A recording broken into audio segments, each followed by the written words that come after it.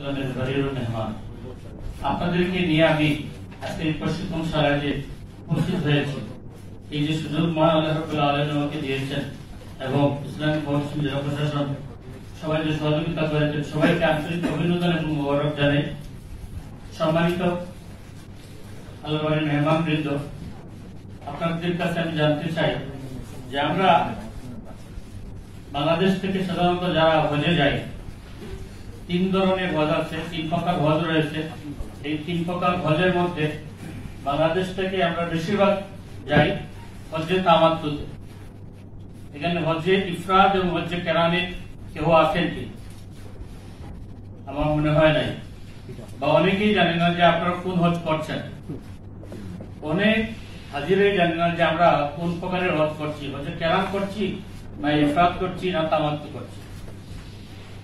আমাদের এই দেশ থেকে সাধারণত 99 জনই আপনার তামাত্তু হজের জন্য যান। যারা প্রথমে যান তামাত্তু হজের জন্য যান, যারা 2-3 বার গেছেন তারা জানেন এই জন্য হজে কেরাম বা ইফরাদের নিয়ত করে থাকে। তামাত্তু হজ, এই তামাত্তু যে হজটা করি আমরা, এটা সিস্টেমটা হচ্ছে প্রথমত আমরা ঢাকায় এহরাম করব, এহরাম করে উমরা আদায় করব, এরপরে হালাল হয়ে যাব। এই শেষ উমরার কাজ। আবার যখন জিলহজের 7 তারিখ ঘোষণা আসবে হজের প্রস্তুতি নেওয়ার জন্য, তখন 8 তারিখ আমাদেরকে হজের জন্য এহরাম বাঁধতে হবে। এই জন্য আমরা প্রথমে ঢাকায় যে এহরাম পরিধান করি এটা হচ্ছে উমরার জন্য, এবং 7ই জিলহজ ঘোষণার পর যখন 8ই জিলহজ বা 7ই জিলহজ আমরা মিনায় যাওয়ার থাককালে এহরাম পরিধান করি, তখন আমরা এটা করে থাকি আপনার হজের জন্য। এই দুটি জিনিস তামাত্তু হজকারীদের জন্য, এই দুটি জিনিস আমাদের প্রথমত বুঝতে হয়। প্রথমত আমরা এহরাম যে করি উমরার জন্য, অর্থাৎ প্রথমে আমাদের কাজ হচ্ছে উমরা আদায় করা। উমরা যখন কাজ শেষ হয়ে যাবে তখন আমরা হালাল হয়ে যাব, স্বাভাবিকভাবে আমরা বসবাস করব, এবং মক্কা কায়দার সময় যদি আরো উমরা করতে চান তাহলে উমরা করার সুযোগ রয়েছে, করতে পারবেন। কিন্তু খেয়াল রাখবেন যাতে বেশি উমরা করতে গিয়ে শরীর আবার অসুস্থ হয়ে না পড়েন, কারণ মূল কাজ আপনার হজটা করে রয়ে গেছে। উমরা আমরা যে করবো, এই উমরার 2টা ফরজ রয়েছে এবং 2টা ওয়াজিব রয়েছে।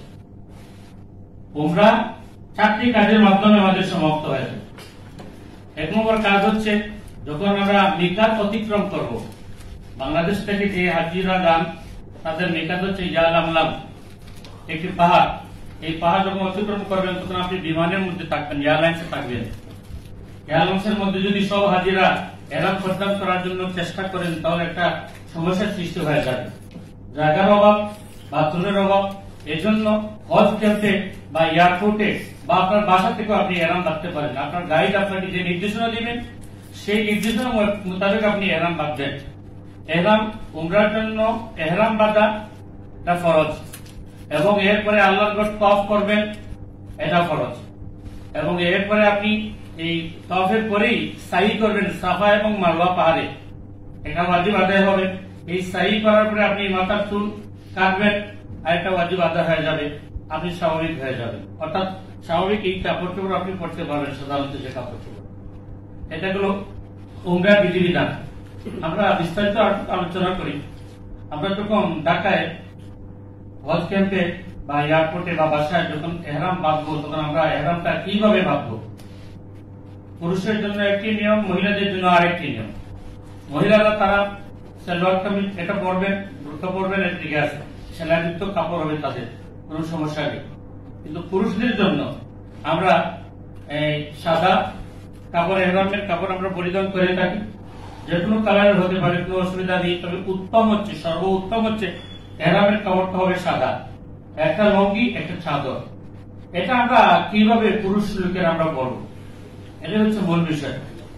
এই এহরামের কাপড় পরিধান করার আগে আপনি পরিষ্কার পরিচ্ছন্নতা লাভ করতে হবে, 1 নম্বর বিষয়। 2 নম্বর বিষয় হলো যদি গোসল করা আবশ্যক হয়ে থাকে আপনি গোসল করতে পারেন, বা এহরামের কাপড় পরিধানের কিছুক্ষণ আগে আপনি গোসল করেছেন, এখন আপনার আর গোসল করার কোনো প্রয়োজন নেই। আপনি ওযু করলেও চলবে, কোনো সুবিধা নেই। তবে এহরামের কাপড় পরিধানের পূর্বে আপনি গোসল করবেন। এই গোসল করার পর আপনি এহরামের কাপড়টা পরবেন। কিভাবে পরবেন আমি দেখিয়ে দিচ্ছি। এহরামের কাপড় নিয়ে এসে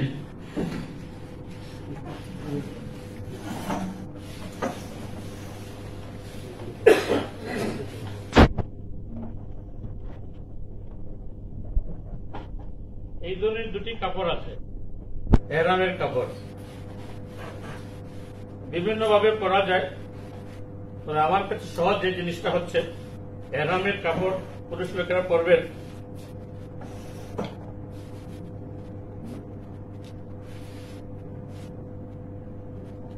আমরা যবে লঙ্গি পরিধান করি এর চেয়ে একটু ব্যতিক্রম আর কি, কারণ লঙ্গিটা সেলাই থাকে, এটা সেলাই ছাড়া, এটাই আর কি।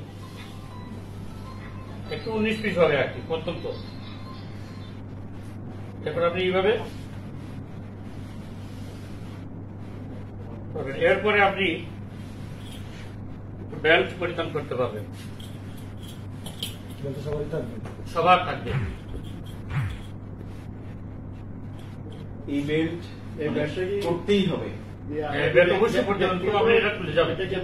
সাথে কিনে নিয়ে যাবো নাকি? প্রত্যেক হাজী সাহেবরা যদি আমাদের দেওয়ালি মসজিদের প্রশিক্ষণে আসেন আগামী 11 তারিখ, তাহলে প্রত্যেক হাজী সাহেবদেরকে এই ব্যাগ দেওয়া হবে এবং একটা ব্যাগ দেওয়া হবে। এই যে ব্যাগ আছে, ব্যাগ দেওয়া হবে এবং পাথরের ব্যাগ আছে, জুতার ব্যাগ আছে, ওগুলো আমরা উপহার হিসেবে দেবো আগামী 11 তারিখ। আমাদের আহ্বায়ক আসছেন, আমাদেরকে দাওয়াত দিচ্ছেন। এটা যদি আপনি কিনতে হবে, আপনার যদি প্রয়োজন হয় আপনি কিনতে হবে। আর আমাদের এখানে যদি আসেন তাহলে আমরা ইনশাল্লাহ ফ্রি দিব। আমাদের প্রশিক্ষণে আসলে আগামী 11 10:30 থেকে 4টা পর্যন্ত আমাদের অনুষ্ঠান চলবে দেওয়ালি মসজিদ চৌবনে। যে যদি আপনি কিনতেও পারবেন, আপনি প্রয়োজনে আপনি আরেকটা কিনবেন, সাথে রাখবেন।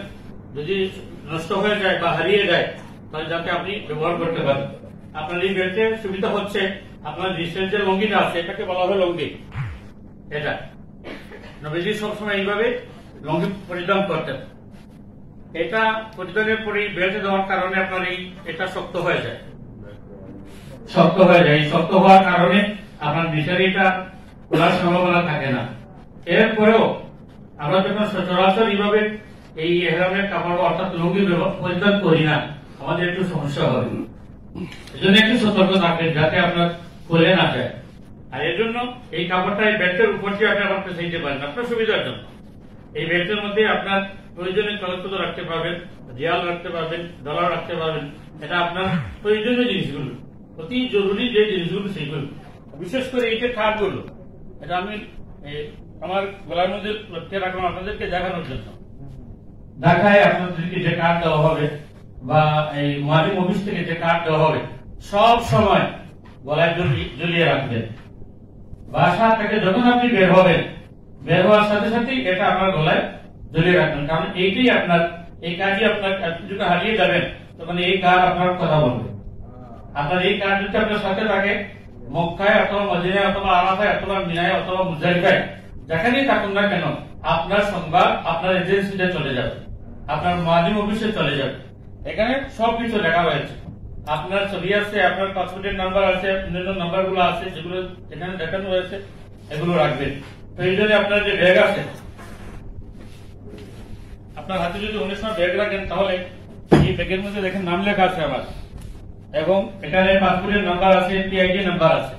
আপনার প্রয়োজনীয় যে ব্যাগ আছে বা লাগেজ আছে, এই লাগেজের মধ্যে সুন্দর করে কোনো আর্টের দোকানে গিয়ে আপনার নাম লিখাবেন, পাসপোর্ট অনুযায়ী পাসপোর্টের নাম্বার রাখবেন।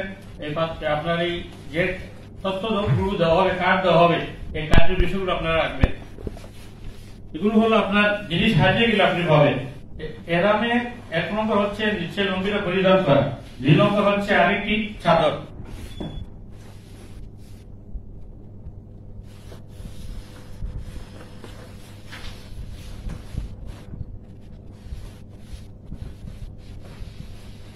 ডান বগলের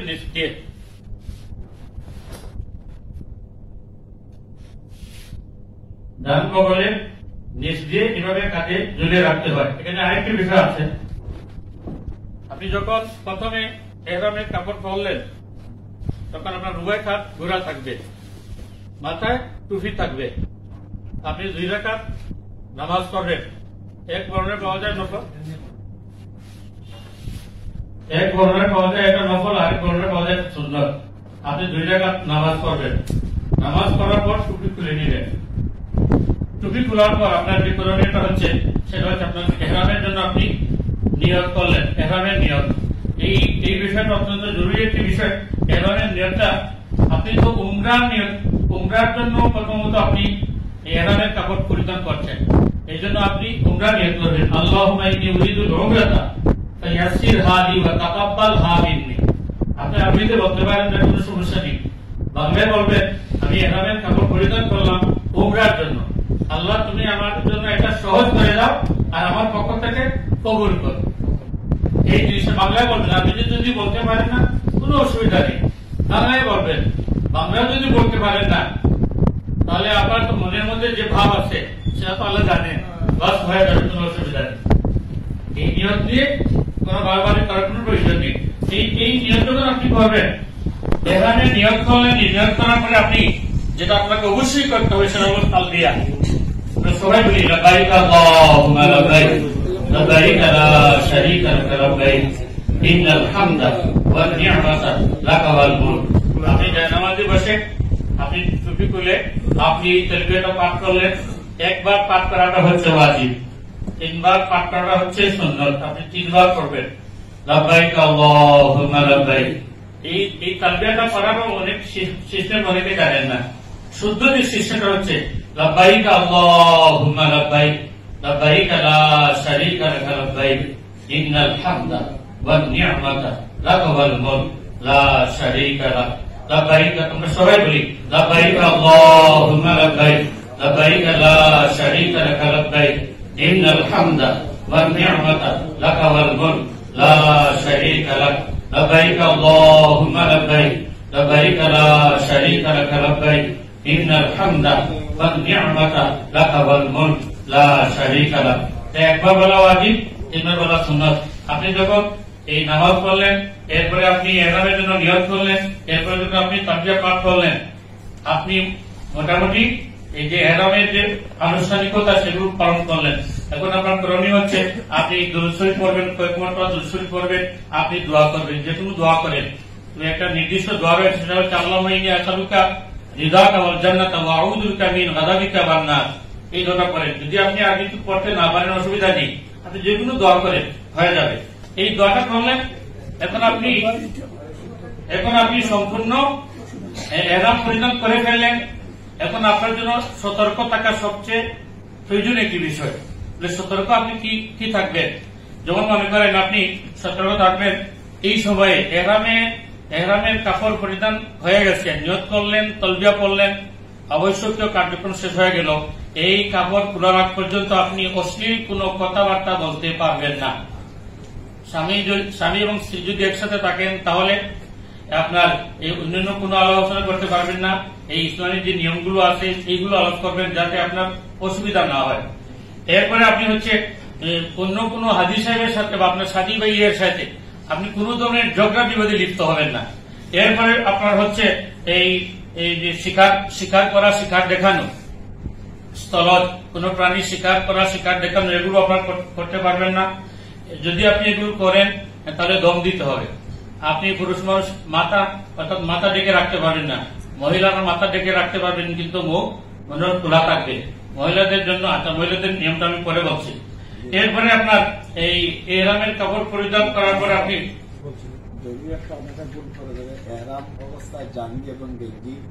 এগুলো করা যাবে না।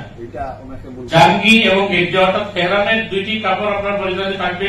এর নিচে জাঙ্গি থাকতে পারবে না, গেঞ্জি থাকতে পারবে না, পরিষ্কার। আপনি এই সতর্ক অবস্থায় আপনি মাথার মধ্যে বেশি করে হাত দিতে পারবেন না, দাড়ির মধ্যে বেশি করে হাত দিতে পারবেন না। কারণ এই বেশি যদি আপনি চুলকান তাহলে আপনার দাড়ি পরে যাবে বা চুল পরে যাবে বা আপনার শরীরের মধ্যে চুলকান হচ্ছে, আপনি আরামসে একটু করেন, জোরসে করবেন না, এটা নিষেধ।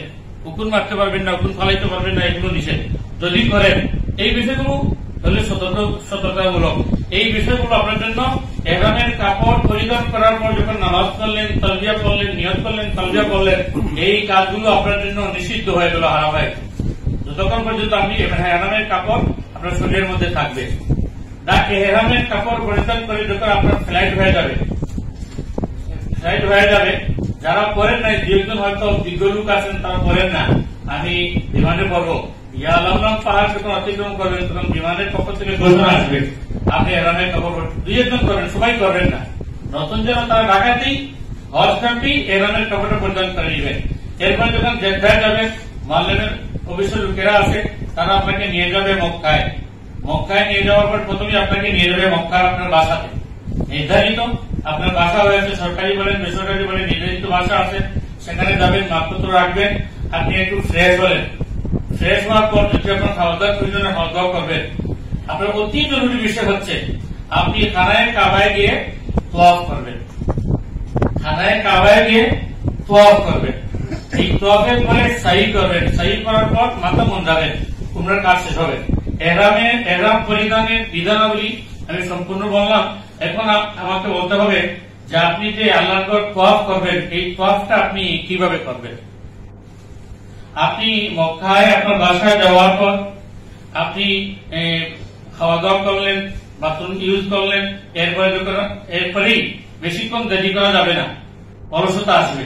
আপনি আপনার সমস্ত হাজিদেরকে নিয়ে, গাইড যে আছে গাইডের পরামর্শ অনুযায়ী বা এজেন্সির লোকের পরামর্শ অনুযায়ী তারা আপনাকে নিয়ে যাবে মক্কায় কাবাগরের সামনে।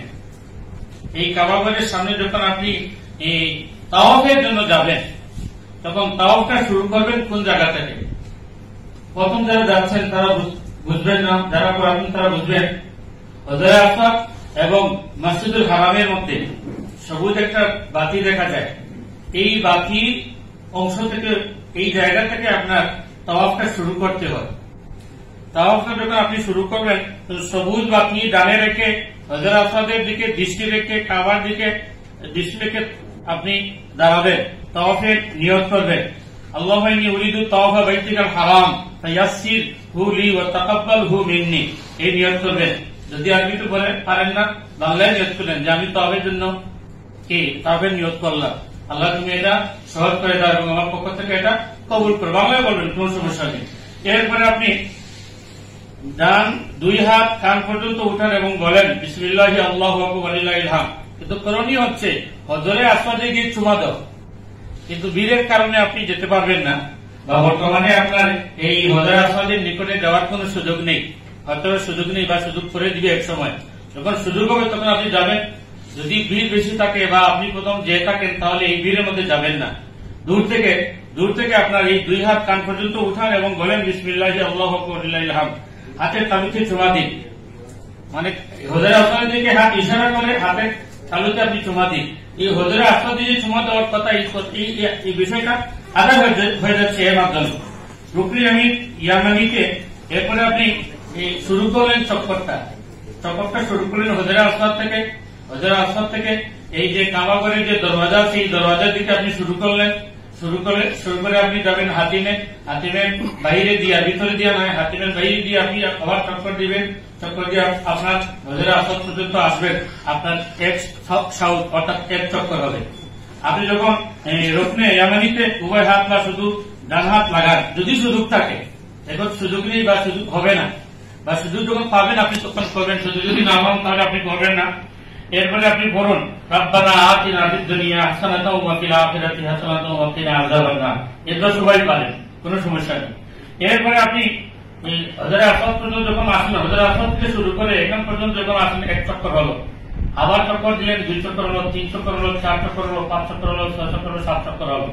7 চক্কর হওয়ার পরেই মাকামে ইব্রাহিম দেখবেন এই আল্লাহর ঘরের যে দরওয়াজা আছে, এই দরওয়াজার সোজা পূর্ব দিকে আপনার কি আছে, এটা এই আবদ্ধ করা আছে হযরত ইব্রাহিম আলাইহিস সালামের পায়ের একটা চিহ্ন।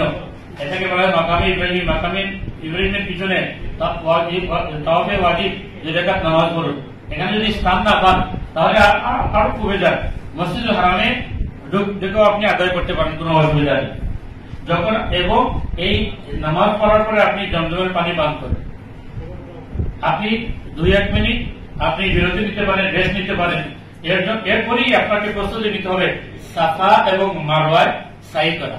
সাফা এবং মারওয়ায় সাই করা এটা হচ্ছে আপনার ওয়াজিব একটি বিষয়। সাফা থেকে শুরু হবে, মারওয়ায় যাবেন 1 চক্কর হবে, মারওয়া থেকে সাফায় আসবেন 2 চক্কর হবে, এইভাবে চক্কর দিবেন 7 চক্কর হবে। এই 7 চক্করের মাধ্যমে আপনার সাইটা শেষ হবে। সাই মানে দৌড়ানি।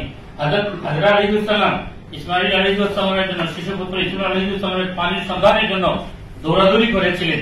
আল্লাহ রাব্বুল আলামিন এটাকে পছন্দ করেছিলেন। এজন্য হজের এই বিধানটা, এই হজরে আসাদের থেকে শুরু করে তাওয়াফ শুরু করে এখানে শেষ করে ওয়াজিবুত তাওয়াফ 2 রাকাত নামাজ পড়ে যখন আপনি যাবেন, তখন যাবেন সাফা পাহাড়ে, মারওয়া পাহাড়ে না, সাফা পাহাড়ে। সবাই যায়, আপনি যাবেন, আপনি বুঝতে পারবেন মানুষের যাত্রার দৃষ্টিকোণ থেকে। সাফা পাহাড়ে গেলেন, সাফা পাহাড়ে গিয়ে আল্লাহর ঘরের দিকে, ওইখান থেকে বর্তমানে দেখা যায় আল্লাহর ঘর কাবা ঘর, আল্লাহর ঘরের দিকে তাকালেন, হাত তুললেন, দোয়া করলেন, বিভিন্ন দোয়া করতে পারেন। সাধারণত আমরা দোয়া করে থাকি ইন্নাস সাফা ওয়াল মারওয়া মিন শাআইরিল্লাহ। এই সময় আপনি দোয়া করেন, 2 মিনিট দোয়া করেন, উচ্চ সাহেব তিলাওয়াত করার সময় পরিমাণ আপনি সেখানে অবস্থান করুন, দোয়া করুন, যা জানেন আপনি কোরআন শরীফ থেকে আয়াত তিলাওয়াত করুন, এমনি দোয়া করুন, কোনো অসুবিধা নেই। এরপরে মারওয়া পাহাড়ে গেলেন, ঠিক এমনি ভাবে কাবার দিকে মুখ করে মারওয়া পাহাড়ে গিয়ে আপনি কিছু সময় অবস্থান করুন, বিভিন্ন ধরনের তাসবিহ তাহলিল করুন। এরপরে আপনার চক্কর দিনে 7 চক্কর শেষ হয়ে গেল। 7 চক্কর শেষ হওয়ার পরে আপনি যেকোনো একটা সেলুনে গিয়ে, পুরুষ লোকেরা সেলুনে গিয়ে মাথার চুল মুন্ডাবেন। এই আপনার, এরপরে আপনি গোসল করে স্বাভাবিক যে কাপড়, সেই কাপড় পরিধান করে ফেলেন, কোনো অসুবিধা নেই। এখন মহিলাদের জন্য, মহিলা হাজি যারা আছেন প্রথমে উমরার নিয়তে এহরাম বাঁধবেন। তাদের